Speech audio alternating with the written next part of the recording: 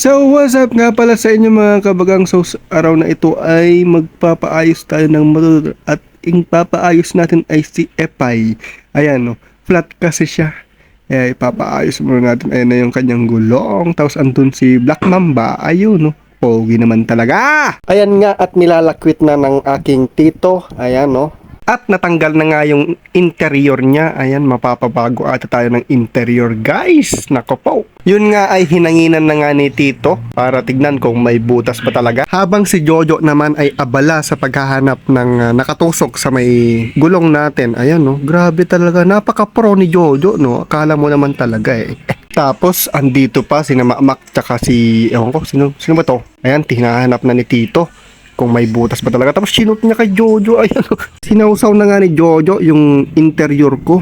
Parang nagkakape lang. Nagsausaw ng tinapay sa may kape. Ayan, no, hinahanap talaga. Kala mo naman talaga may alam si Jojo eh, no? At dahil hindi nga mahanap ni Jojo ay tinulungan na ng aking tito. Ayun nga, parang napito ata tong interior ni Epay. Naku po, yun lang. Dito nga ay si tito na nga yung naghahanap ng butas ang interior ni Epay. At napaka-alikabok na ni Epay. Tingnan nyo naman, grabe alikabok yan. Pati dito sa may tapaludo sa harap, napaka-alikabok. Naku po, grabe naman talaga. Ano kayang pinagkakaguluhan ng mga to? Naku po, ano ba yun? Ay, naku po talaga, magpapabago talaga. Ginamit ko muna itong si Black Mamba para umuwi, para kumuha ng pambayad natin dun sa may bagong interior, no?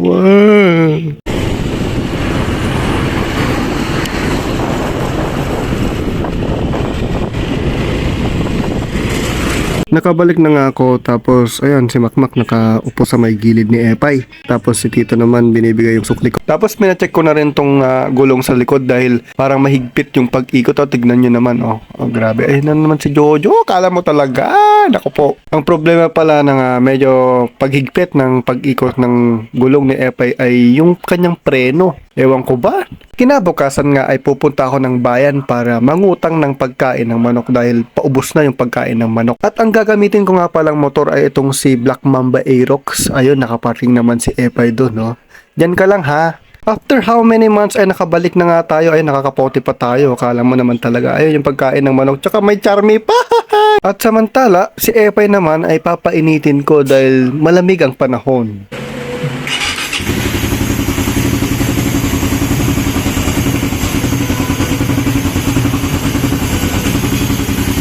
Samantala, dito sa kwarto, itong anak ko, nakikipag-away sa kanyang mami.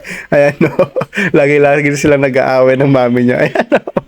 Tignan mo na mo, napakakulit ng aking anak. Tapos, ito naman si Nanang, ayan, no. Napakarami ng manok namin. Nasa, 60 plus. Ayan, napakarami, no, guys. Tignan nyo naman, no. Ayan, ngayon naman, ay bombahin ko si Epay para check naman natin kung okay ba.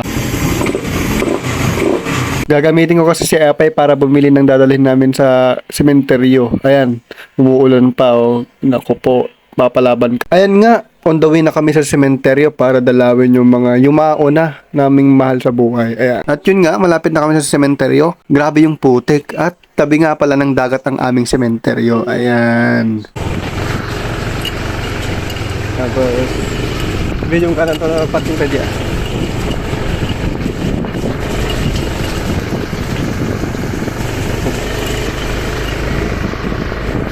Andito nga pala yung mga magigiting nating kapulisan para bantayan ang seguridad ng mga pupunta dito sa may sementeryo ngayong Undas. Shoutout sa inyo mga sir. At ang mga kasama pala namin ay si Tito Atong, si Tita Lehani, si Monique, si Baby Kate, si Marvin, si Markmak, si Jojo, si Rick, at si Mika. Ayan, ang una pa lang natin pinuntahan ay itong si step grandfather namin. Ayan, si Tata L. Rogelio Ranche. At ang sumunod nga namin binisita ay ang mga lola at saka lolo namin. Ayan, yung nanay ni Nanang, yung kapatid ni Nanang, yun, tapos yung real asawa ni Nanang, ayun, mga kapatid, yung ipag ni Nanang, napakasipag ni Mama. Ayan, tapos na mga kami sa pagbisita. Shoutout sa inyo mga Gonzaga Sir Police. Ano daw? And shoutout nga rin pala kina Sir na Rescue. Ayan, pauwi na kami guys. Salamat sa panonood. Please follow, like, and share. Ayan, bye-bye.